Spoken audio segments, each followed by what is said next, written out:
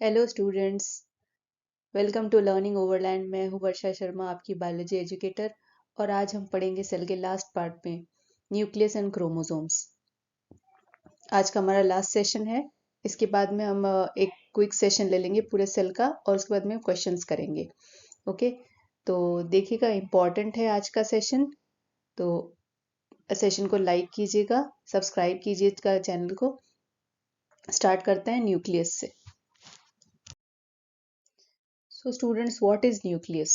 Nucleus क्या है? एक प्रोटोप्लाज्मिक बॉडी है। सेल के अंदर एक प्रोटोप्लाज्मिक बॉडी है, उसे न्यूक्लियस कहा गया है। डबल मेम्ब्रेन बाउंड है, ये भी डबल मेम्ब्रेन बाउंड है। और कौन था डबल मेम्ब्रेन बाउंड?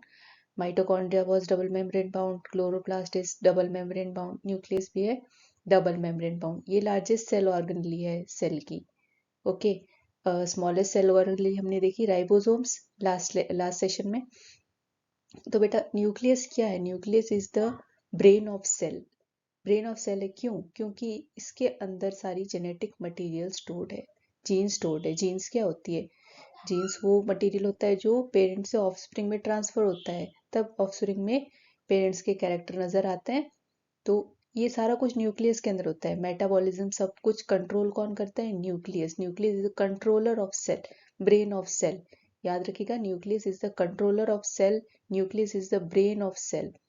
ठीक है, सबसे लार्जेस्ट ऑर्गेनली होती है और डबल मेम्ब्रेन बाउंड स्ट्रक्चर है। पूरे स्ट्रक्चर के बारे में देखेंगे, न्यूक्लियस के पार्ट्स के बारे में देखेंगे। ये डायग्राम आपको दिखाई दे रहा है? डायग्राम में देखिए आप, डायग्राम में ये पूरा सेल है। ये सेल का जो बीच वाला पार्ट है, पर्पल कलर वाला, ये हमारा न्यूक्लियस है। ये देखिए, ये न्यूक्लियस है, ये सबसे बड़ी ऑर्गेनली है।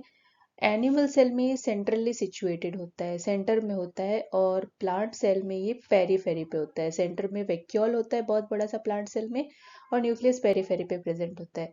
लेकिन एनिमल सेल में ये सेंटर में प्रेजेंट होता है। इसके अंदर न्यूक्लियोप्लाज्म जेली लाइक स्ट्रक्चर भरा होता है, उसको न्यूक्लियोप्लाज्म कहते हैं। साइटोप्लाज्म जैसा ही होता है, लेकिन इसी न्यूक्लियस के अंदर प्रेजेंट, इसलिए इसको न्यूक्लियोप्लाज्म कहेंगे। जेनेटिक मटेरियल प्रेजेंट होता है, क्रोमोसोम्स प्रेजेंट होता है। स्टेप बाय स्टेप हम जब स्ट्रक्चर पढ़ेंगे, जब देखेंगे न्यूक्लियस क्या होता है, इसका स्ट्रक्चर क्या क्या होता है। ठीक है, तो क्या याद रखना है हमें? Nucleus is the brain of cell, double membrane bound organelle. Number इसके वेरी कर सकते हैं, है ना? एक न्यूक्लियस प्रेजेंट है तो उसको यूनी न्यूक्लिएट कहेंगे, दो प्रेजेंट है तो बाय न्यूक्लिएट कहेंगे। यूनी न्यूक्लिएट किस में प्रेजेंट होता है? Bye nucleate. पैरामीशियम में दो न्यूक्लियस प्रेजेंट होते हैं, इसलिए उसे बाय न्यूक्लिएट ऑर्गेनिज्म कहा जाएगा। ठीक है, एक बड़ा एक छोटा प्रेजेंट होता है, दो पैरामीशियम में दो न्यूक्लियस प्रेजेंट होते हैं।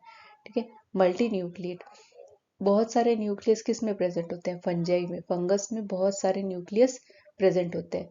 तो बेटा, जो स्ट्रक्चर हम स्टडी करेंगे न्यूक्लियस का, वो जब न्यूक्लियर डिवीजन नहीं होता है उस टाइम का करेंगे। इंटरफेस के टाइम पे न्यूक्लियर डिवीजन नहीं होता है, तब स्ट्रक्चर, इसके अंदर क्या क्या मटीरियल प्रेजेंट है, सारा कुछ हमें विजिबल होगा इंटरफेस के थ्रू। ठीक है, माइक्रोस्कोपिक स्ट्रक्चर है, माइक्रोस्कोप के अंदर देखेंगे तो हमको न्यूक्लियस में क्या क्या पार्ट नजर आएंगे इंटरफेस के टाइम पे। सेल डिवीजन में जब इंटरफेस आता है तब न्यूक्लियर डिवीजन नहीं होता है, उस टाइम पे जो जो स्ट्रक्चर हमें नजर आएंगे वो हम इस सेशन में पढ़ेंगे। तो nucleus is considered as controller और डायरेक्टर ऑफ सेल, ये आपको बता दिया। ब्रेन ऑफ सेल भी बोलते हैं। ओके, हेरिडिटरी यूनिट है। हेरिडिटरी यूनिट जो जीन है वो न्यूक्लियस के अंदर प्रेजेंट होती है। अब if nucleus of a cell is experimentally removed, अगर न्यूक्लियस को एक्सपेरिमेंटली थोड़ी देर के लिए सेल से बाहर निकाल दिया जाए तो सेल डाई हो जाएगा, मतलब सेल नहीं रहेगा, नहीं बचेगा। इसका क्या है मतलब? कि nucleus is very important for the living of cell. Cell की जिंदा रहने के लिए न्यूक्लियस इज वेरी इंपॉर्टेंट। अच्छा, कुछ सेल्स ऐसे होते हैं जिसके अंदर न्यूक्लियस नहीं होता है, जैसे मैच्योर आरबीसी। मैच्योर आरबीसी में न्यूक्लियस एब्सेंट होता है। ठीक है, पहले न्यूक्लियस प्रेजेंट होता है, लेकिन जैसे ही आरबीसी मैच्योर होती है तो उसमें न्यूक्लियस एब्सेंट हो जाता है। बोलते हैं मैच्योर आरबीसी में, mature RBC is anucleated, enucleated और anucleated. Nucleus is absent in mature RBC, in animal cell और इन प्लांट सेल। जो सीव सेल्स होती है फ्लोएम में, सीव सेल्स होती है फ्लोएम में, उसमें भी मैच्योरिटी पर न्यूक्लियस एब्सेंट हो जाता है, nucleus absent. Okay, at the time of maturity nucleus is absent in seed cells. Okay, हमें समझ में आ गया। तो nucleus is very important component of cell. ठीक है, इन दोनों केसेस में, मेच्योर आरबीसी और फ्लोएम, दोनों के केसेस में न्यूक्लियस मैच्योरिटी पर डिसअपियर हो जाता है।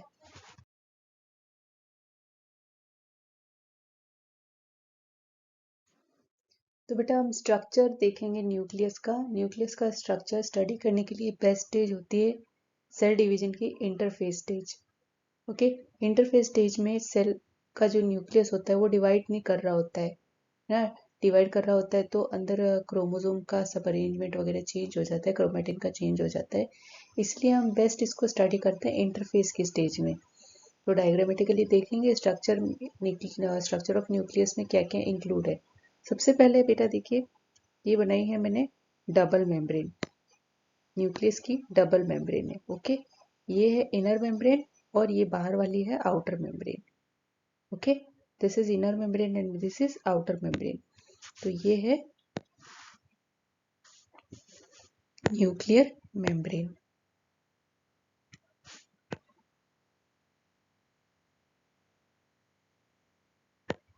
न्यूक्लियर मेम्ब्रेन, न्यूक्लियर मेम्ब्रेन को कैरियोथिका भी कहा जाता है। ठीक है, कैरियोथिका भी कहा जाता है, न्यूक्लियर एनवलप भी कहा जाता है। ठीक है, न्यूक्लियर एनवलप एंड कैरियोथिका। ठीक है, study of cell, study of nucleus is known as karyology. ठीक है, कैरियोलॉजी कहा जाता है स्टडी ऑफ न्यूक्लियस को। न्यूक्लियस से जो भी रिलेटेड होगा उससे क्या आगे कैरियो लग जाएगा। ठीक है, तो न्यूक्लियर मेम्ब्रेन को और क्या कहा जाता है, कैरियोथिका कहा जाता है। ठीक है, इसके अंदर जो भी मैट्रिक्स प्रेजेंट होगा, जेली लाइक में सब्सटेंस प्रेजेंट होगा, उसे कहेंगे न्यूक्लियोप्लाज्म।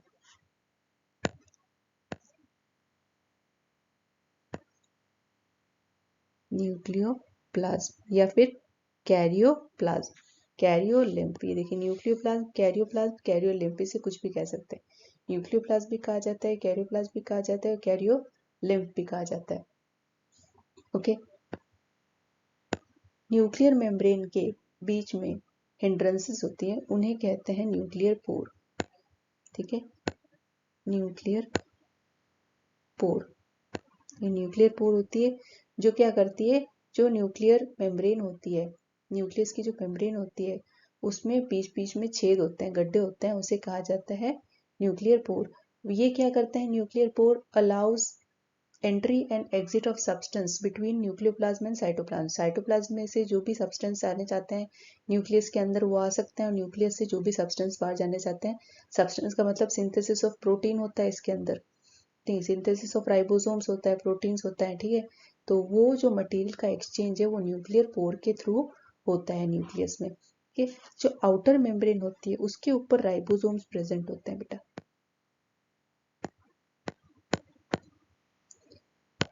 राइबोसोम्स कहाँ प्रेजेंट होते हैं, आउटर मेम्ब्रेन के ऊपर, इसलिए ये रफ होती है। Outer membrane of nucleus is rough. Nuclear envelope में, nuclear envelope is made up of two parts, outer membrane and inner membrane.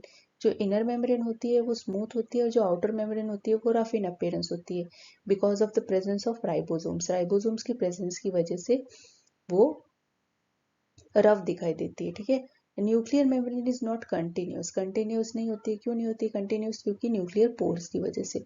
Nuclear pore present होंगे तो वो कंटिन्यूस नहीं होती। न्यूक्लियर पोर का क्या फंक्शन है, inlet and outlet of material synthesized. Cytoplasm और न्यूक्लियोप्लाज्म के बीच में कनेक्शन बनाए रखने का काम होता है न्यूक्लियर पोर का। ठीक है, nuclear pore is guarded by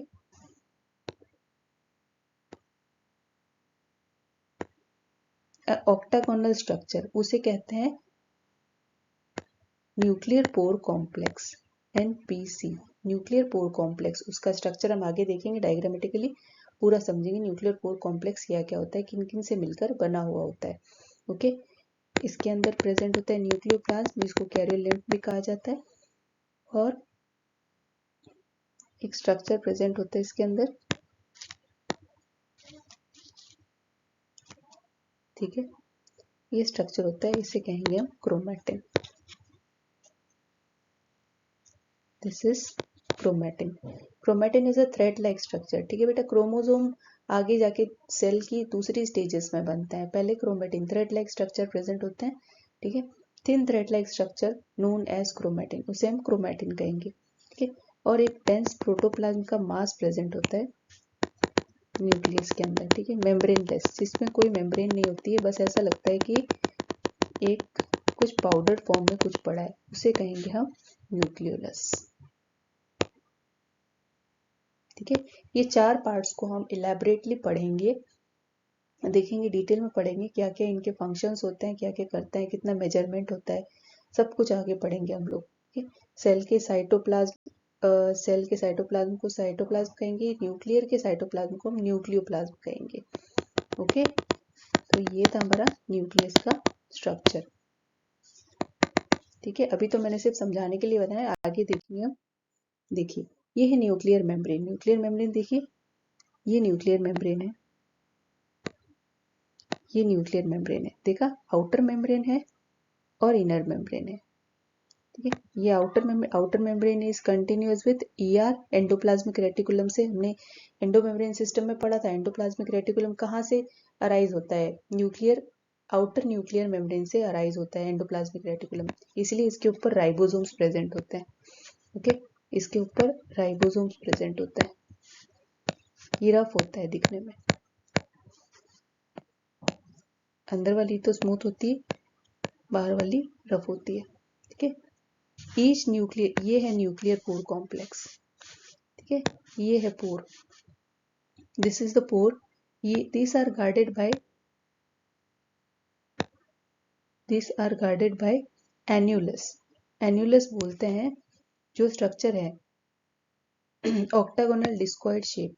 ठीक है, जो भी न्यूक्लियर मेम्ब्रेन होगी वो जहां से कंटिन्यूस नहीं होगी वहां पे एन्यूलस प्रेजेंट होगा। एन्यूलस जैसे दरवाजा होता है ना पोर का, वो दरवाजे जैसा प्रेजेंट होगा, डिस्कॉइड शेप का, तो उसको बोलेंगे हम एन्यूलस। एन्यूलस पर plus pore both are known as nuclear pore complex. इन दोनों को मिला देंगे तब न्यूक्लियर पोर कॉम्प्लेक्स बन जाएगा।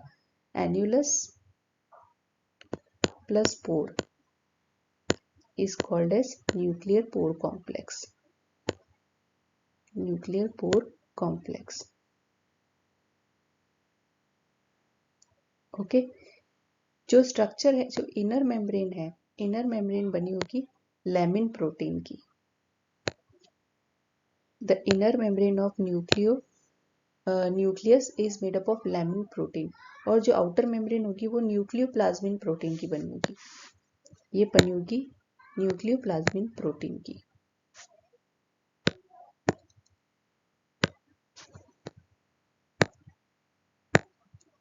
न्यूक्लियोप्लाज्मिन protein,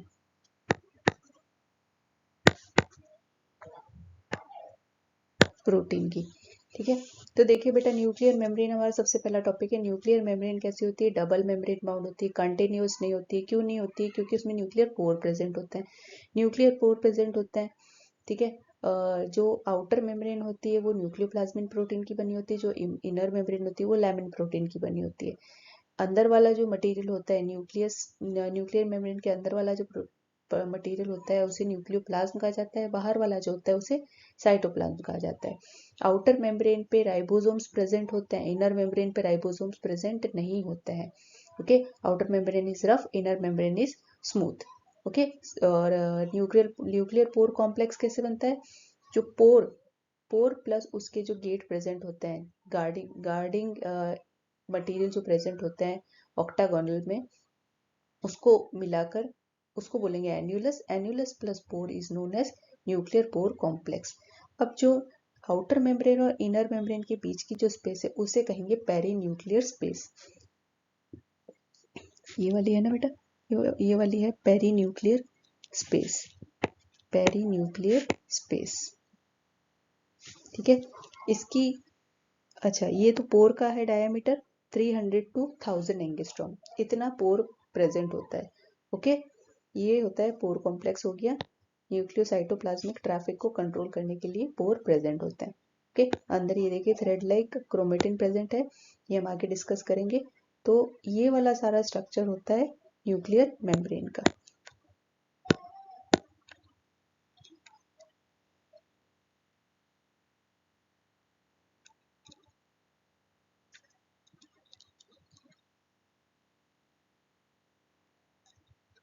this is the nuclear membrane. Next हम देखेंगे न्यूक्लियोप्लाज्म के बारे में।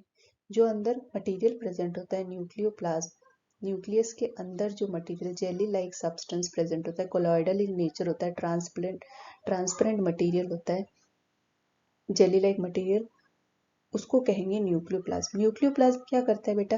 That is the site for mRNA synthesis. Nucleoplasm के अंदर mRNA सिंथेसिस होता है। mRNA का सिंथेसिस होगा जो कि कहाँ हमको कहाँ एसेंशियल है, कहाँ जरूरी है mRNA? mRNA हमें प्रोटीन सिंथेसिस के लिए। आपको याद है मैंने राइबोसोम्स में आपको बताया था कि राइबोसोम्स क्या करते हैं? राइबोसोम्स mRNA के ऊपर अटैच हो जाते हैं, है ना? ये mRNA कहाँ बनता है? ये mRNA बनता है न्यूक्लियोप्लाज्म के अंदर। न्यूक्लियोप्लाज्म को और क्या कह सकते हैं? कैरियो लिम्फ कह सकते हैं, ठीक है। स्ट्रासबर्गर ने इसको 1882 में टर्म नाम दिया था न्यूक्लियोप्लाज्म, ठीक है।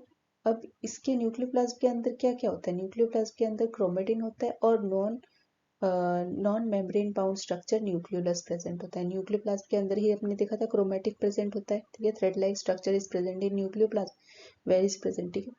अब न्यूक्लियोप्लाज्म के अंदर एक स्ट्रक्चर प्रेजेंट होगा क्रोमेटिन, क्रोमेटिन को हम डिस्क्राइबली पढ़ेंगे, और एक होगा न्यूक्लियोलस। न्यूक्लियोलस को देखेंगे हम लोग, न्यूक्लियोलस नेक्स्ट टॉपिक है। अच्छा, उससे पहले अपन ये डायग्राम में देख लेते हैं। मैंने जो डायग्राम बनाया था ऐसे ही बनाया था। इस डायग्राम को हम अच्छे से समझ लेते हैं तो न्यूक्लियस अपना पूरा क्लियर हो जाएगा, ठीक है। अब ये वाला देखिए, ये है आउटर मेम्ब्रेन, ये है न्यूक्लियस के आउटर मेम्ब्रेन, ये है इनर मेम्ब्रेन, और इसके बीच का जो पार्ट है पेरीन्यूक्लियर स्पेस। इन तीनों को हम मिलाकर कहेंगे न्यूक्लियर एनवलप। आउटर मेम्ब्रेन से जो अराइज हो रहा है वो हो रहा है endoplasmic reticulum. Rough endoplasmic reticulum यहाँ से अराइज हो रहा है, okay. Ribosomes are present on rough endoplasmic reticulum. Smooth endoplasmic reticulum rough endoplasmic से होता है। ये यहाँ पे डायग्राम गलत दे रखा है, यहाँ से अराइज नहीं होगा, okay. Nucleolus present, nucleoplasm present, chromatin is present, okay, nuclear lamina is present, nuclear pore complex is present। ये सारा कुछ हमने देख लिया। This is the structure of nucleus. Nucleus का स्ट्रक्चर है ये, अच्छे से देख लीजिए, ये एकदम क्लियर डायग्राम है, ओके। यहाँ पे सब कुछ समझ आ रहा है और अच्छे से समझ आ रहा है। अब बेटा नेक्स्ट पार्ट है न्यूक्लियस का क्रोमैटिन नेटवर्क। जो क्रोमैटिन नेटवर्क है, क्रोमा का मतलब होता है कलर। कैसे नाम पड़ा? कलर। ये बेसिक डाइस से कलर लेता है, ओके। एसिटोकार्मिन नाम का डाई है, एबिलिटी टू गेट स्टेन, ये स्टेन हो जाते हैं इसीलिए इन्हें क्रोमैटिन कहा जाता है। ये कलर हो जाते हैं इसीलिए इन्हें क्रोमैटिन कहा गया है, ठीक है। These are thread like structures. Thread like structure देखा था हमने न्यूक्लियस के डायग्राम में, देखा था हमने जो थ्रेड लाइक स्ट्रक्चर प्रेजेंट है that is chromatin network. Chromatin network है। सबसे पहले फ्लेमिंग ने इसका नाम दिया था, और इसका नाम इसलिए पड़ा ये क्रोमैटिन क्योंकि ये बेसिक डाई को स्टेन कर लेता है, ओके। तो ये था हमारा क्रोमैटिन नेटवर्क। अब बेटा क्रोमैटिन नेटवर्क में क्या क्या प्रेजेंट हो रहा है? डीएनए एंड हिस्टोन प्रोटीन दो प्रेजेंट होते हैं। डीएनए प्रेजेंट होता है जो कि जेनेटिक मटेरियल कैरी करता है। डीएनए के ऊपर जीन्स प्रेजेंट होते हैं। Genes is a hereditary material, okay. तो chromatic network is mainly consist of DNA and histone protein. अच्छा, कौन सा डाई है? डाई का इसमें नहीं दिया हुआ है, एसिटोकार्मिन।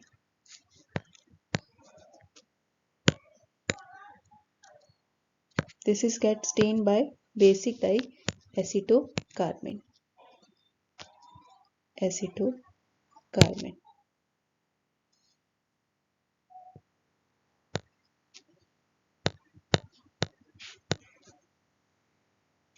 एसिटोकार्मिन डाई, ओके। अब केमिकली क्रोमैटिन में क्या क्या प्रेजेंट होता है? डीएनए होता है 31%, आरएनए होता है 2 to 5%, हिस्टोन प्रोटीन होता है 36%, और कुछ नॉन हिस्टोन्स भी प्रेजेंट होते हैं 28%।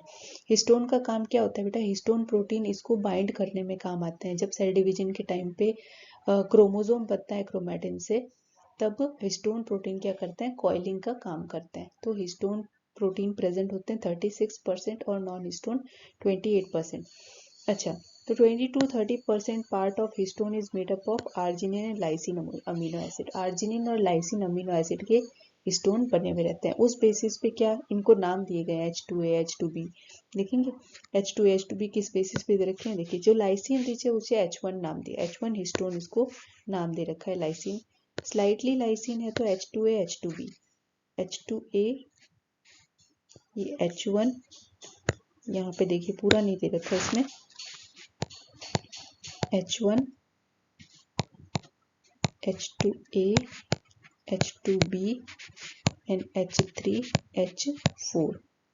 ओके, ये टाइप ऑफ हिस्टोन प्रेजेंट है। जब लाइसिन ज्यादा होगा, लाइसिन कंटेनिंग ज्यादा होगा तो उसे H1 हिस्टोन कहा जाएगा। अगर लाइसिन कम होगा, लाइसिन ज्यादा नहीं होगा, लाइसिन कम होगा तो H2A H2B दिया जाएगा, और आर्जिनिन रिच होगा तो H3H4 हिस्टोन को नाम दिए गए हैं। ओके, तो ऑन द बेसिस ऑफ, अच्छा chromatin are arrange in two ways, दो वेज में क्रोमेटिन अरेंज होते हैं। एक होता है यू क्रोमेटिन और एक होता है हेटेरोक्रोमेटिन।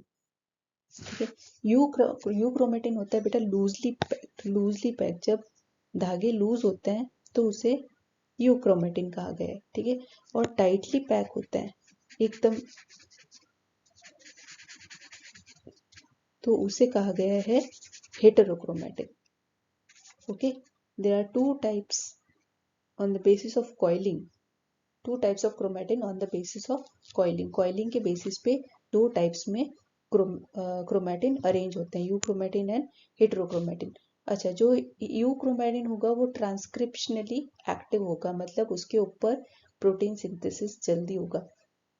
लेकिन जो हेटेरोक्रोमेटिन है उस पर ट्रांसक्रिप्शनली एक्टिव नहीं है वो। ओके, टाइटली बाउंड है, मोर कॉइल है हेटेरोक्रोमेटिन, लेकिन वो ट्रांसक्रिप्शनली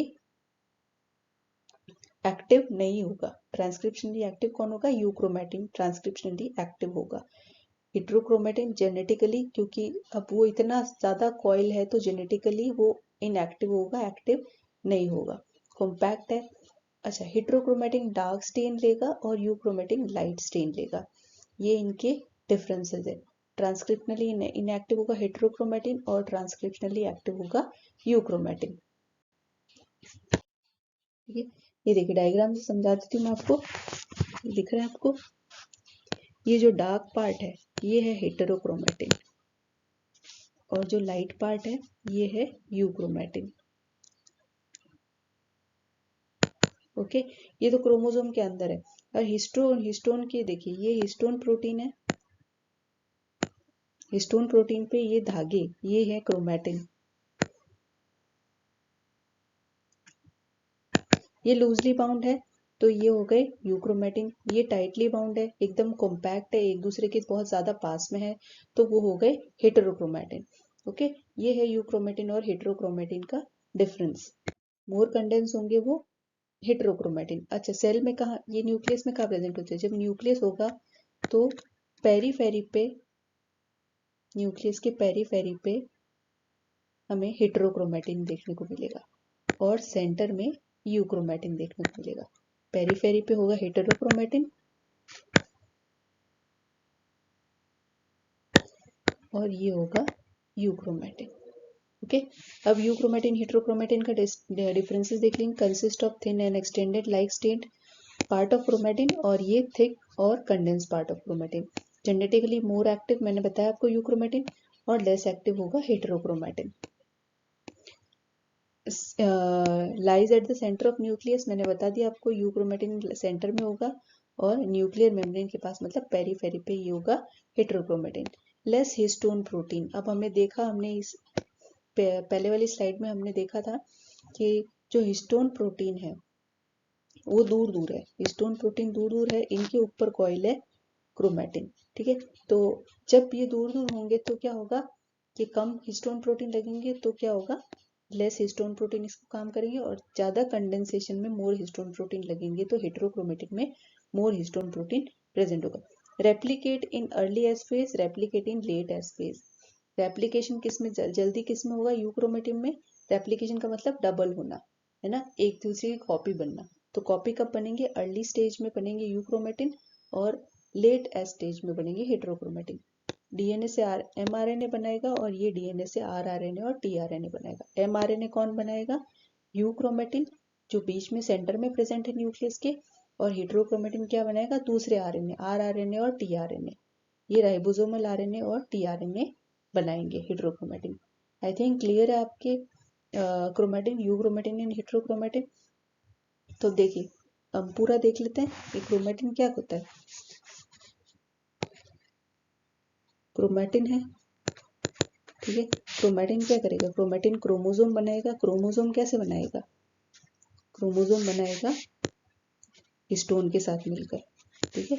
हिस्टोन के साथ मिलकर वो क्रोमोसोम बनाएगा। क्रोमोसोम क्या करेगा?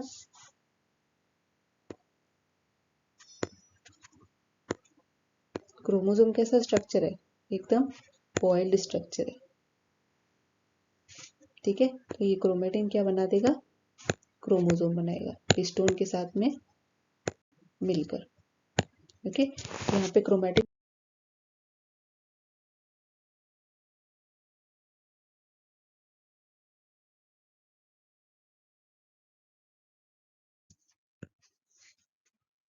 अब बेटा नेक्स्ट पार्ट है न्यूक्लियोलस।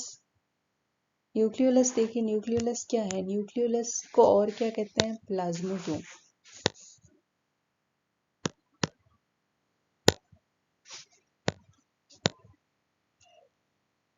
प्लाज्मोसोम भी कहा जाता है न्यूक्लियोलस को, okay. Nucleolus is membraneless protoplasmic body है, ठीक है। क्या होता है कि न्यूक्लियस के अंदर जगह जगह ऐसे थक्के दिखाई देते हैं, उसे कहेंगे हम न्यूक्लियोलस। न्यूक्लियोलस क्यों, किस बेसिस पे कहा जाता है? इसके आसपास कोई मेम्ब्रेन नहीं होती। दिस इज मेम्ब्रेनलेस स्ट्रक्चर होता है। और जब स्टेन करते हैं हम न्यूक्लियस को तो डार्कली स्टेन्ड होता है, ठीक है। It is darkly stand.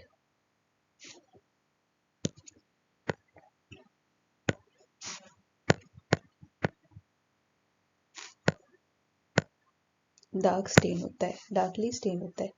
इसका जो कंटेंट होता है वो न्यूक्लियोप्लाज्म के साथ कंटिन्यूएशन में होता है। कंटिन्यूस क्यों होता है? क्योंकि पता है इसमें कोई मेम्ब्रेन नहीं है, मेम्ब्रेनलेस है, तो content of nucleolus is continuous with that of nucleoplasm. Nucleoplasm के कंटेंट के साथ में इसका कंटेंट कंटिन्यूअस होता है, ओके। क्या काम है इसका? Site of rRNA, ribosomal RNA synthesis का ये साइट है। न्यूक्लियोप्लाज्म में क्या बनता है? आरआरएनए। तो nucleoplasm is the factory for ribosomal RNA. Ribosomal जो आरएनए है उसकी फैक्ट्री कौन है? न्यूक्लियोलस। जिसमें जितना ज्यादा न्यूक्लियोलस प्रेजेंट होगा उसमें प्रोटीन सिंथेसिस के चांसेस ज्यादा होंगे। Maximum nucleolus, maximum protein synthesis. क्योंकि आरआरएनए कहाँ से बन रहा है? न्यूक्लियोलस में बन रहा है। टीआरएनए कहाँ बन रहा है? टीआरएनए एमआरएनए हमने पता हेटेरोक्रोमेटिन में बन रहा था, ठीक है। तो इसे हम कहेंगे राइबोसोम फैक्ट्री। इसे राइबोसोम फैक्ट्री भी कहा जाता है। राइबोसोम फैक्ट्री भी हमें इसे कहते हैं। The main component of nucleolus are ribonucleic acid, deoxyribonucleic acid and protein। मतलब इसमें आरएनए, डीएनए और प्रोटीन सब प्रेजेंट है। प्रोटीन सब कुछ इसमें प्रेजेंट है, ठीक है। तो ये हो गया न्यूक्लियोलस। न्यूक्लियोलस के पार्ट्स देखेंगे हम। हम न्यूक्लियोलस के स्ट्रक्चर की बात करें तो डायग्रामेटिकली देखेंगे ये न्यूक्लियोलस का स्ट्रक्चर है, ठीक है। ऐसा न्यूक्लियोलस प्रेजेंट होता है। न्यूक्लियोलस कहाँ कहाँ प्रेजेंट? देखिए फाइब्रिलर सेंटर्स, जो जहाँ पे राइबोसोमल प्रोटीन बनेंगे वो है फाइब्रिलर सेंटर। ये है फाइब्रिलर सेंटर, ओके। ये फाइब्रिलर सेंटर है। ग्रैन्युलर कंपोनेंट, जब अब फाइब्रिलर सेंटर कब बनेगा? जब राइबोसोमल आरएनए बनेंगे, जब फाइब्रिलर सेंटर। लेकिन राइबोसोमल आरएनए बनने से पहले जो भी उसमें मटेरियल होगा उसे कहेंगे ग्रैन्युलर पोर्शन। कि भाई यहाँ पे राइबोसोम अभी तक बनना शुरू नहीं हुए हैं, तो दैट इज ग्रैन्युलर पोर्शन। और फाइब्रिलर कब होंगे? जब राइबोसोम उसमें बन जाएंगे, ठीक है। तो डेंस फाइब्रिलर कंपोनेंट क्या है? It has new transcribed RNA. जहाँ पे न्यू ट्रांसक्राइब्ड आरएनए प्रेजेंट होगा, जैसे जो ट्रांसक्रिप्शन करने के लिए राइबोसोमल आरएनए तैयार हो गया है, वो कहाँ? जहाँ पे ज्यादा फाइबर्स प्रेजेंट होंगे, फाइब्रिलर कंपोनेंट्स जहाँ पे होंगे वहाँ पे राइबोसोम्स ज्यादा प्रेजेंट होंगे और वो रीजन कहलाएगा फाइब्रिलर। और ग्रैन्युलर रीजन कौन सा, जहाँ पे अभी बनने शुरू नहीं हुए हैं। ठीक है, ये दो पार्ट्स होते हैं न्यूक्लियस के अंदर, उससे हम आइडेंटिफाई कर सकते हैं कि कहाँ पे राइबोसोम्स बन रहे हैं और कहाँ अभी बनना शुरू नहीं हुए हैं। और जहाँ पे बन गए हैं वहाँ पे डेंस फाइबर्स प्रेजेंट होंगे न्यूक्लियोलस के अंदर। Okay, so nucleolus is also known as ribosome factory. ठीक है, जितने ज्यादा न्यूक्लियोलस होंगे उतनी ज्यादा प्रोटीन सिंथेसिस होगी। Larger and more number in cell involve in protein synthesis. ठीक है, ज्यादा कहाँ पे होंगे, जहाँ प्रोटीन सिंथेसिस ज्यादा जरूरत है वहाँ पे न्यूक्लियोलस मैक्सिमम प्रेजेंट होंगे। फंक्शन तो पढ़ लिया हमने, फंक्शन ऑफ न्यूक्लियोलस क्या है, nucleolus is also known as ribosome factory of the cell, the protein of ribosomes. Okay, ribosome factory of cell किसे कहेंगे, न्यूक्लियोलस को, और प्रोटीन की फैक्ट्री किसे कहेंगे, राइबोसोम्स को। ये RNA and ribosomal protein are assembled to form ribosome which move to cytoplasm through nuclear pore। अब ये RNA और राइबोसोमल प्रोटीन कहाँ बनेंगे, ये दोनों मिक्स होकर राइबोसोम बन जाएंगे। हमने पढ़ा था कि राइबोसोम कैसे बने होते हैं, ribosome are made up of RNA and protein, RNA and protein. कहाँ बनना है ये, न्यूक्लियोलस के अंदर। ये न्यूक्लियोलस के अंदर बन के न्यूक्लियर पोर के थ्रू बाहर आ जाएंगे, न्यूक्लियर पोर के थ्रू, न्यूक्लियर पोर के थ्रू साइटोप्लाज्म में आ जाएंगे। ठीक है, ये साइटोप्लाज्म के अंदर एंटर कर लेंगे। ठीक, RNA and ribosomal protein are assemble to form ribosome, ribosome बन गए दोनों को मिलाकर और ये न्यूक्लियर पोर के थ्रू बाहर आ गए। कहीं कहीं भी बेटा क्या होता है, जो हेट्रोक्रोमेटिन प्रेजेंट होता है न्यूक्लियर मेम्ब्रेन, ये न्यूक्लियर मेम्ब्रेन है, हमें पता है यहाँ पे हेट्रोक्रोमेटिन कहाँ पर प्रेजेंट है, पेरीफेरी पे प्रेजेंट है। यहाँ पे ये क्या, ये भी एक डेंस स्ट्रक्चर बना लेते हैं। तो जब माइक्रोस्कोप में देखते हैं तो हमें ऐसा लगता है ये भी न्यूक्लियोलस है, तो इसे हम फॉल्स न्यूक्लियोलस कहेंगे। Okay, this is a false nucleolus. ये एक्स्ट्रा नॉलेज है, ठीक है, ये इसका पार्ट नहीं है, अपना कोर्स का पार्ट नहीं है, लेकिन इसे क्या कहेंगे, heterochromatin form thick and dense granules which are known as karyosomes और क्रोमोसेंटर और फॉल्स न्यूक्लियोलाई, फॉल्स न्यूक्लियोलस कहेंगे हेट्रोक्रोमेटिन अगर ज्यादा डेंस स्ट्रक्चर बना लेंगे तो। ओके,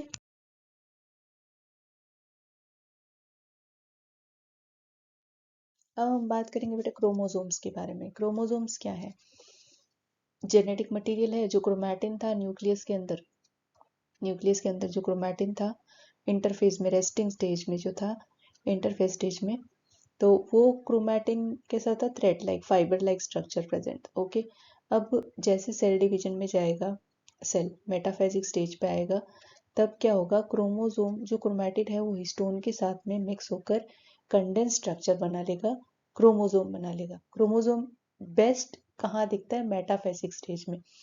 जो सेल साइकिल का मेटाफेजिक स्टेज है वहां पे क्रोमोसोम क्लियरली विजिबल होता है। सारे स्टेजेस में, आगे वाली सारी स्टेजेस में होता है, लेकिन बेस्ट विजिबल कहाँ होता है, जो इसका एक्चुअल स्ट्रक्चर है। जैसे हमने बोला था कि न्यूक्लियस का एक्चुअल स्ट्रक्चर हमने इंटरफेज में स्टडी किया है, उसमें हमें पता चला कि न्यूक्लियस में एक्चुअली क्या क्या प्रेजेंट होता है, रॉ मटेरियल क्या क्या प्रेजेंट होता है। ओके, यूक्रोमैटिन कहाँ है, हेट्रोक्रोमैटिन कहाँ है, ठीक है, क्रोमैटिन कहाँ है। अब ये सारे स्ट्रक्चर क्या है ना, रेस्टिंग स्टेज में, इंटरफेज में, जहाँ न्यूक्लियस डिवाइड नहीं कर रहा है। लेकिन जैसे न्यूक्लियस डिवाइड करना, न्यूक्लियर डिवीजन स्टार्ट होगा, ये सेल साइकिल स्टार्ट होगी, इंटरफेज से मेटाफेजिक स्टेज में जाएगा, तब क्रोमोसोम, क्रोमैटिन जो है वो कंडेंस होके क्रोमोसोम बना देगा। ठीक है, क्रोमोसोम बनाएगा आगे जाके, तो ये जो बेस्ट स्टेज है क्रोमोसोम की, यहाँ विजिबल होता है, वो होता है मेटाफेजिक स्टेज। कि यहाँ पे हम देखेंगे कि क्रोमोसोम का स्ट्रक्चर कैसा दिखाई देता है, उससे वहां से हमें पता चलेगा कि स्ट्रक्चरली क्रोमोसोम कैसा होता है, उसके पार्ट्स कैसे कैसे कहाँ क्या क्या होते हैं। ओके, तो साइंटिस्ट एसोसिएटेड थे इसके साथ में कौन से, Karl Nageli, Hofmeister, these are the scientist associated with the discovery of chromosomes.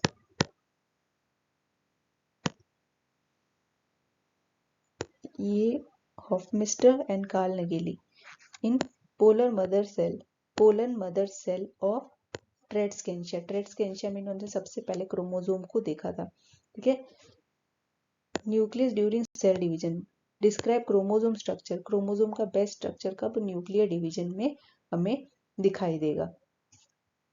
ठीक है, देखते हैं। अब ये देखिए मैंने बताया आपको, जैसे best seen at metaphasic stage because size of chromosome is shortest during metaphase due to highly condense chromatin, highly condense chromatin present होगा, इसीलिए इसका साइज, इसको हमें मेटाफेजिक स्टेज में एकदम क्लियरली नजर आएगा। हम देखिए बेटा क्रोमोसोम का कैसा स्ट्रक्चर होता है, ये स्ट्रक्चर है क्रोमोसोम का।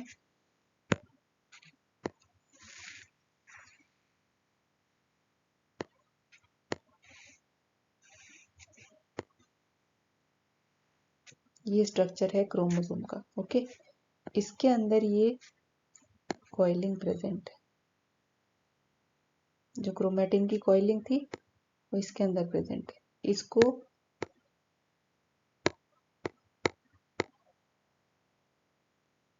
ठीक है, जो आउटर मोस्ट कवरिंग है इसकी, क्रोमोसोम की आउटर मोस्ट कवरिंग है, प्रोटीन की बनी हुई है, इसे हम कहेंगे पेलिकल। ये पेलिकल है। और ये जो क्रोमेटिन का नेटवर्क है, जो थ्रेड लाइक स्ट्रक्चर है, इसे हम कहेंगे क्रोमोनिमेटा। ये हो गया क्रोमोनिमेटा। ठीक है, ये जो कंस्ट्रिक्शन प्रेजेंट है क्रोमोसोम के बीच में, इसे हम कहेंगे centromere. This is the centromere. Matrix इसे कहेंगे, जहां पे क्रोमोनिमेटा प्रेजेंट है, matrix of chromosome. okay, chromonema और chromonemata is known as the coiling of thread inside the chromosome. Outside protein की एक कवरिंग बन जाती है, उसे कहेंगे हम पेलिकल। और सेंट्रोमियर के आसपास जहां पे स्पिंडल फाइबर्स अटैच कर सकते हैं, स्पिंडल फाइबर्स पे अटैच होते हैं मेटाफिजिक एनाफिजिक स्टेज में। ठीक है, स्पिंडल फाइबर्स बनते हैं, इस स्ट्रक्चर को कहेंगे kinetochore. This is known as kinetochore. Pellicle हो गया, सेंट्रोमियर हो गया, मतलब constriction, centromere is the constriction between the two arms of chromosome. ठीक है, ये एक आर्म है क्रोमोसोम की और ये एक आर्म है क्रोमोसोम की। ठीक है, tip of chromosome is known as telomere. Tip को कहेंगे टीलोमियर, इसको कहेंगे सेंट्रोमियर, प्राइमरी कंस्ट्रिक्शन को कहेंगे सेंट्रोमियर। और present at the end of chromosome, telomere is present at the tip of chromosome. Telomere is present at the tip of chromosome. Telomere का function देखेंगे क्या क्या होता है। ओके, देखिए ये डायग्राम, जो मैंने डायग्राम बनाया वैसा ही नजर आ रहा है। ये डायग्राम देखिए, ये है सेंट्रोमियर, जो रेड कलर का है, ये सेंट्रोमियर है। Centromere also known as primary constriction, जहाँ पे दो क्रोमैटिड्स आके मिलते हैं, वो होता है सेंट्रोमियर और प्राइमरी कंस्ट्रिक्शन। प्राइमरी कंस्ट्रिक्शन के आसपास काइनेटोकोर प्रेजेंट होगा। काइनेटोकोर से क्या, स्पिंडल फाइबर्स जो है वो रेडिएट होगी, स्पिंडल फाइबर्स आके जुड़ेंगी। ये है spindle fibres,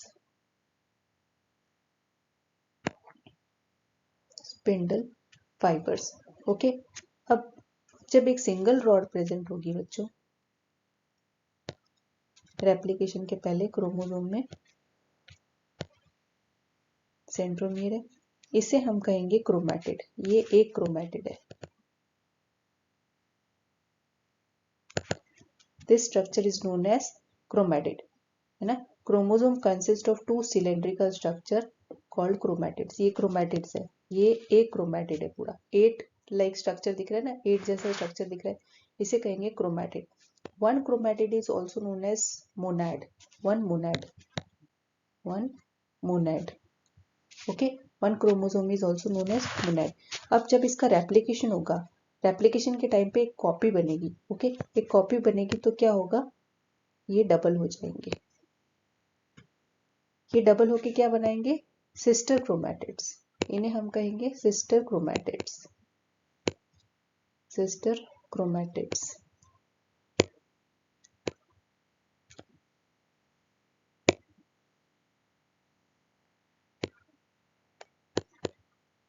sister chromatids. Okay, ये तो है before replication, this is structure is before replication monad, और ये है sister chromatid after replication.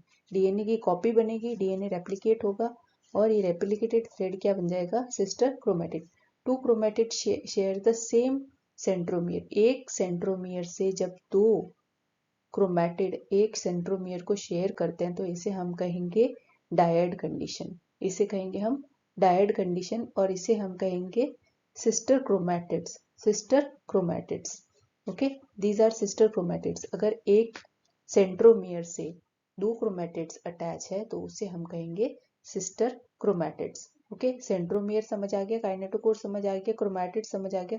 Secondary constriction, secondary constriction में मैंने आपको समझा दिया था कि अगर क्रोमोसोम के ऊपर सेकेंडरी कंस्ट्रक्शन होगा बच्चों, जैसे ये हमारा क्रोमैटिड है, ठीक है, this is the primary constriction, ठीक है, यहाँ पे होगा हमारा सेकेंडरी कंस्ट्रक्शन। सेकेंडरी कंस्ट्रक्शन होगा टीलोमियर के ऊपर, सेकेंडरी कंस्ट्रक्शन। ये कौन से क्रोमोसोम्स में होगा, ये किस में प्रेजेंट होगा, 13, 14, 15, 21 एंड 22। जो ह्यूमन के क्रोमोसोम में कैरियोटाइप है उसमें 13, 14, 15, 21, 22 जो नंबर के क्रोमोसोम है वहां पे हमें सेकेंडरी कंस्ट्रक्शन देखने को मिलेगा। अच्छा, इस सेकेंडरी कंस्ट्रक्शन के ऊपर एक और छोटा सा आउटग्रोथ प्रेजेंट होता है, उसे कहते हैं सैटेलाइट क्रोमोसोम, सैटेलाइट क्रोमोसोम, ठीक है। Satellite chromosome is also known as NOR, NOR भी कहते हैं इसको, nuclear organiser region, nucleolar organiser region कहते हैं इसको। सैटेलाइट क्रोमोसोम भी किसी क्रोमोसोम में ही प्रेजेंट होता है। ओके, टीलोमियर हमने देख लिया, पोल्स पे टीलोमियर्स प्रेजेंट होते हैं which prevent the fusion of one chromosome to other chromosome. Telomeres का क्या काम होता है, जो एक क्रोमोसोम से दूसरे क्रोमोसोम पे का फ्यूजन होने से रोकते हैं। ओके, क्या इनमें ग्वानिन बेस सबसे ज्यादा होता है, telomere is rich in guanine base. Each telomere is protein present in telomere part of chromosome which is known as ribonucleoprotein. Telomere के बारे में भी हमने पढ़ा, टीलोमियर के बारे में हमने पढ़ा, एजीन से रिलेटेड ये वाला पार्ट होता है क्रोमोसोम के अंदर। हमने पढ़ लिया सिस्टर क्रोमैटिड्स, मोनाड क्या होता है, डायड क्या होता है, ये हमने देख लिया, ठीक है। अब हम देखेंगे होमोलोगस और नॉन होमोलोगस क्रोमोसोम्स। अब बेटा क्रोमोसोम्स हमने देख लिए कि सिस्टर क्रोमैटिड्स क्या होता है, क्रोमैटिड्स क्या होता है, होमोलोगस क्रोमोसोम्स क्या होते हैं कि जैसे एक पेरेंट में से आया एक क्रोमोसोम, है ना, क्रोमोसोम के नंबर अलग अलग होते हैं, उनके जीन्स अलग अलग प्रेजेंट होते हैं, हर क्रोमोसोम पे सब क्रोमोसोम्स पेयर्स में प्रेजेंट होते हैं हमारे अंदर। ओके, ह्यूमन सेल के अंदर पेयर में प्रेजेंट होते हैं सारे क्रोमोसोम्स। अब एक क्रोमोसोम आया पेरेंट में से, मेल पेरेंट में से, एक आया फीमेल में से। ओके, एक क्रोमोसोम आया फीमेल में से, तो एक नंबर वाला आया, समझ लो ये क्रोमोसोम है number 1 chromosome, same to same chromosome आया फीमेल में से, तो ये क्या हो गया बेटा, homologous pair of chromosomes, homologous pair of chromosomes. इसके अंदर जीन सेम होंगे, है ना, जीन सेम होंगे इसके अंदर, ये हो गया homologous pair of chromosome. The same chromosome, chromosome number 1 आ गया फीमेल में से, क्रोमोसोम नंबर 1 आ गया मेल में से, this is known as homologous pair.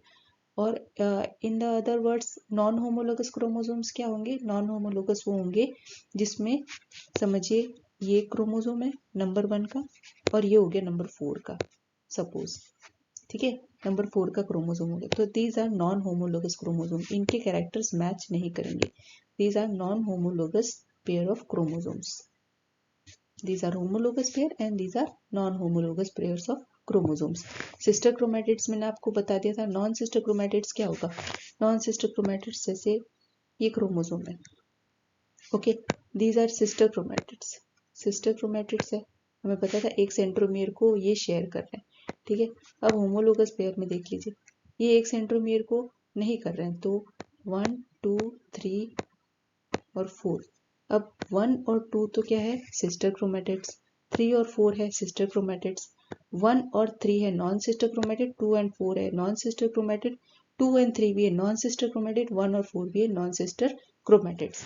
इसको लिख लेंगे, जैसे 1 and 2 sister, 3 and 4 sister, okay, और 1 3 1 3 1 4 2 3 and 2 4, ये है नॉन सिस्टर क्रोमैटिड्स। तो ये हमारा क्लियर हो गया homologous pair, non homologous pair, sister chromatids और नॉन सिस्टर क्रोमैटिड्स।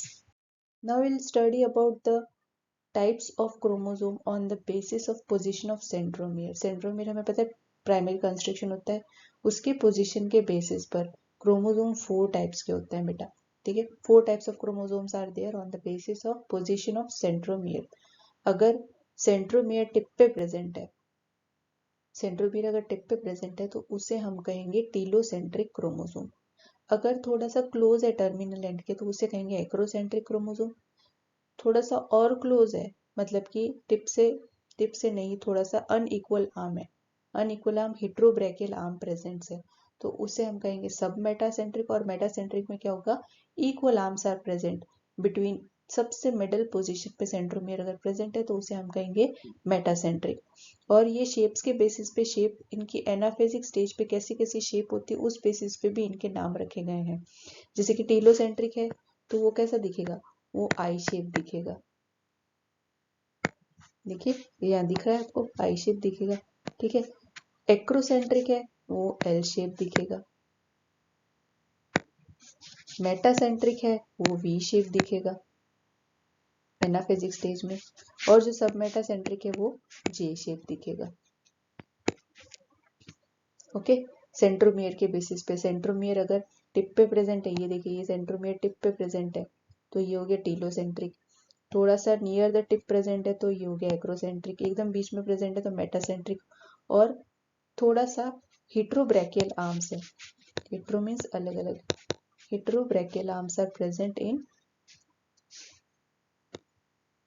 सब मेटासेंट्रिक क्रोमोसोम। अनइक्वल आर्म्स है, एनाफेज के थ्रू जब सेपरेशन होता है, स्पिंडल फाइबर्स जब क्रोमोसोम को खींचते हैं तो इनके ये शेप्स नजर आती है ना।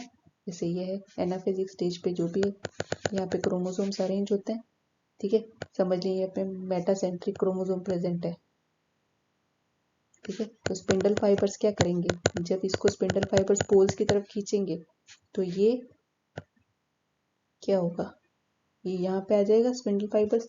तो ये देखिए ये सेंट्रोमियर यहाँ प्रेजेंट है तो ये कौन सा है, मेटासेंट्रिक क्रोमोसोम, मेटासेंट्रिक क्रोमोसोम। तो इस बेसिस पे 4 अलग अलग टाइप्स के क्रोमोसोम हमने स्टडी कर दिए। लेंथ के बेसिस पे, ratio of length of long arm to short arm of chromosome is called as arm ratio. Arm ratio के बेसिस पर भी हम इसको डिवाइड करते हैं, तो ठीक है। तो आर्म रेशियो की मैक्सिमम कहाँ है, arm ratio maximum is acrocentric chromosome, maximum arm ratio is present in acrocentric chromosome. बच्चों कुछ स्पेशल टाइप के क्रोमोसोम्स भी प्रेजेंट है, हम इसे स्टडी कर लेते हैं क्योंकि क्वेश्चंस इससे रिलेटेड भी पूछे जा चुके हैं। सलाइवरी ग्लैंड क्रोमोसोम जिनको जाइंट क्रोमोसोम्स भी कहा जाता है, ठीक है। कोलर ने इसको नाम दिया था पॉलीटीन क्रोमोसोम। इसका क्या फीचर है बेटा, इसके अंदर 512 से भी ज्यादा क्रोमैटिड्स प्रेजेंट है। क्रोमैटिड्स मैंने आपको बताया था, क्रोमैटिड्स क्या होता है, ये एक क्रोमैटिड होता है, ओके। तो देखिए ये पिक्चर में दिखाई दे रहा है कितने क्रोमैटिड है, एकदम एकदम मकड़ी की तरह, है ना। तो इसे कहेंगे हम जायंट क्रोमोसोम, जायंट क्रोमोसोम कहेंगे जिसमें मल्टीपल क्रोमैटिड्स प्रेजेंट होंगे, ओके। इसे पॉलीटीन क्रोमोसोम कहा था कोलर ने। क्या करता है, इसके बीच में जो प्रेजेंट होती है, जहाँ पे सेंट्रोमियर होता है वहां पे स्वोलन एरियाज होते हैं, उन्हें बाल्बियानी रिंग्स कहा गया है क्योंकि इसका इन्वेंशन किसने किया था, डिस्कवरी किसने की थी, बाल्बियानी ने की थी, ओके। तो पफ्स प्रेजेंट होते हैं, बाल्बियानी रिंग्स बोलते हैं उनको, वहां पे सिंथेसिस होता है आरएनए एंड प्रोटीन का, इन क्रोमैटिड्स में आरएनए एंड प्रोटीन का सिंथेसिस होता है। नेक्स्ट स्पेशल टाइप है लैम्प्रश क्रोमोसोम। लैम्प्रश क्रोमोसोम को एम्फीबियंस में देखा गया था। एम्फीबियंस में अब लैम्प्रश क्रोमोसोम क्यों? क्योंकि इसका स्ट्रक्चर जो नॉर्मल क्रोमोसोम है उससे थोड़ा डिफरेंट है, इसीलिए इसको लैम्प्रश क्रोमोसोम कहा गया है। एम्फीबियंस के ऊ साइड्स में पाए गए थे लैंप जैसे नजर आ रहे हैं, ये देखिए लैंप जैसे, लैंप और ब्रश जैसे नजर आ रहे हैं। ये डीएनए का फ्रेगमेंट यहाँ प्रेजेंट है, जो मैट्रिक्स है, मैट्रिक्स के अंदर प्रोटीन और आरएनए प्रेजेंट है। ठीक है, तो इसकी स्ट्रक्चरल डिफरेंस की वजह से इसका नाम दिया गया है लैम्ब्रश क्रोमोसोम्स।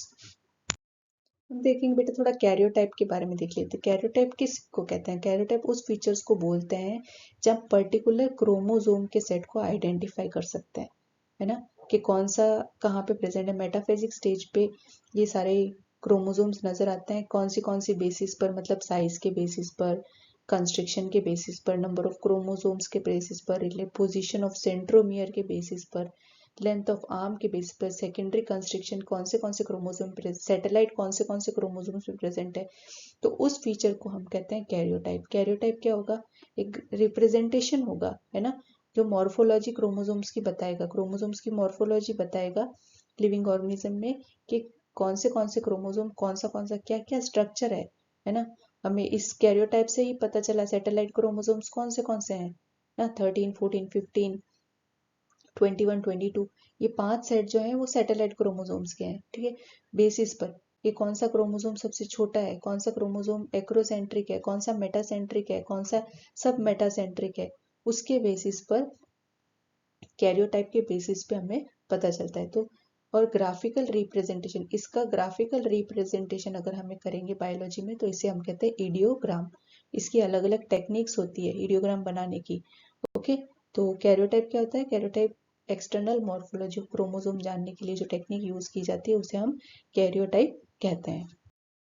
एक छोटा सा टॉपिक बच गया है बच्चों, माइक्रोबॉडीज। माइक्रोबॉडीज सेल के अंदर प्रेजेंट होती है, जनरली प्लांट सेल में प्रेजेंट होती है, लाइसोसोम्स जैसा काम करती है, सिंथेसिस भी करती है कुछ को। ठीक है, सबसे पहला है स्पीरोसोम। 3 टाइप की माइक्रोबॉडीज है, स्पीरोसोम्स, पेरोक्सीसोम्स एंड ग्लाइओक्सीसोम्स। स्पीरोसोम्स क्या करती है?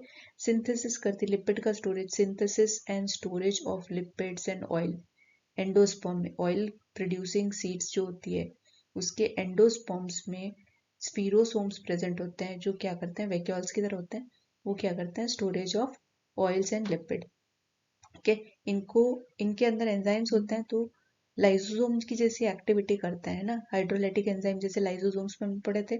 तो these are also termed as plant lysosomes, इन्हें प्लांट लाइसोसोम्स भी कहा जाता है। नेक्स्ट माइक्रोबॉडी है बेटा पेरोक्सीसोम्स। पेरोक्सीसोम्स क्या करते हैं? जो पेरोक्साइड्स होते हैं उनका मेटाबॉलिज्म होता है पेरोक्सीसोम्स में। जो पेरोक्साइड्स बनते हैं, कब बनते हैं पेरोक्साइड्स? पेरोक्साइड्स बनते हैं प्लांट्स में, जब फोटो रेस्पिरेशन होता है तब पेरोक्सीसोम्स बनते हैं। तो क्या होता है पेरोक्सीसोम्स के अंदर, जैसे लाइसोसोम के जैसा काम करता है, तो एंजाइम्स प्रेजेंट होते हैं, 2 टाइप के एंजाइम, ऑक्सीडेज एंजाइम और कैटालेज एंजाइम। मेटाबॉलिज्म का क्या मतलब होता है बेटा? मेटाबॉलिज्म का मतलब है कैटाबॉलिज्म और एनाबॉलिज्म। कैटाबॉलिज्म मतलब तोड़ना, एनाबॉलिज्म मतलब बनाना। ठीक है, तो पर ऑक्सीसोम्स को पर ऑक्साइड बनाने वाला एंजाइम भी पर ऑक्सीसोम्स के अंदर ही होगा, और उसको तोड़ने वाला एंजाइम भी पर ऑक्सीसोम्स के अंदर ही होगा। जो पर ऑक्सीसोम पर ऑक्साइड को बनाएगा वो होता है oxidase enzyme, that is also present in पर ऑक्सीसोम। और जो कैटालेज एंजाइम होगा जो उसको तोड़ेगा ना, breakdown of peroxide takes place by catalase enzyme, तो कैटालेज एंजाइम भी peroxisomes के अंदर ही बनेगा। वो डिपेंड करेगा कि कब कौन सा बनना है, तो ये फोटो रेस्पिरेशन के दौरान बनते हैं peroxisome।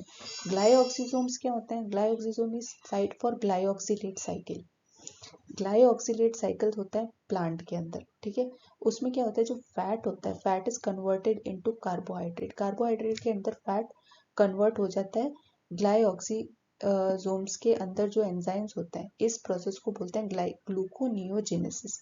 जब फैट से ग्लूकोज बनेगा तो उसे बोलेंगे ग्लूकोनियोजेनेसिस, इस प्रोसेस को। और ये एब्सेंट होता है एनिमल सेल के अंदर, एनिमल सेल के अंदर ग्लूकोनियोजेनेसिस नहीं होता है। तो पर ऑक्सीसोम को हमने देख लिया, पर ऑक्सीसोम में कौन से एंजाइम होंगे? एक तो होगा ऑक्सीडेज। ऑक्सीडेज क्या करेगा?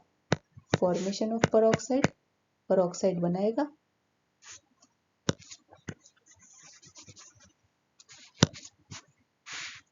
चलिए यहाँ पे मैं आपको कर देती हूँ, मार्क कर देती हूँ। पर oxidase induces oxidation of amino acid. पर ऑक्सीडेज और ऑक्सीडेज एक ही होता है, तो पर ऑक्सीडेज होगा और एक कैटलेज होगा। पर ऑक्सीडेज तो क्या करेगा, इंड्यूस करेगा पर ऑक्साइड को, और कैटलेज क्या करेगा, डिग्रेड करेगा। तो मेटाबॉलिज्म की ये पूरी हो गई। और ग्लाइऑक्सिजोम में क्या होगा, ग्लाइऑक्सिलेट साइकिल के अंदर, टीसीए साइकिल के अंदर production of acid in glyoxysomes are considered as high specialized peroxisomes. क्या होगा इसमें, फैट से कन्वर्ट होगा ग्लूकोज में, फैट का ग्लूकोज में कन्वर्जन, इसे हम कहेंगे ग्लूकोनियोजेनेसिस, ग्लूकोनियोजेनेसिस। ओके बेटा, इसी के साथ हमारा जो सेल वाला चैप्टर है वो कंप्लीट होता है। ठीक है, एक सेशन में लूंगी पूरा वन शॉट का, ठीक है, क्विक रिवीजन का, पूरे सेल का structure, prokaryotic eukaryotic structure of cell, पूरा सेशन लूंगी उसका। उसके बाद हम क्वेश्चंस करेंगे। आप मेरे ये वाले सेशंस भी सारे देखते रहिएगा, देखिएगा और फिर क्वेश्चन सॉल्व करिएगा। एक भी क्वेश्चन ऐसा नहीं होगा कि आपसे सॉल्व ना हो। ओके, हम करेंगे, डिस्कशन करेंगे। एक क्विक सेशन अब लास्ट होगा। ये लास्ट पार्ट था सेल का। आज हमारा सेल पूरा कंप्लीट हो गया है। आई होप आपको समझ में आया होगी सारे सेशंस। ठीक है, तो लाइक और सब्सक्राइब कर दीजिएगा सेशन को। ठीक है, बाय बाय।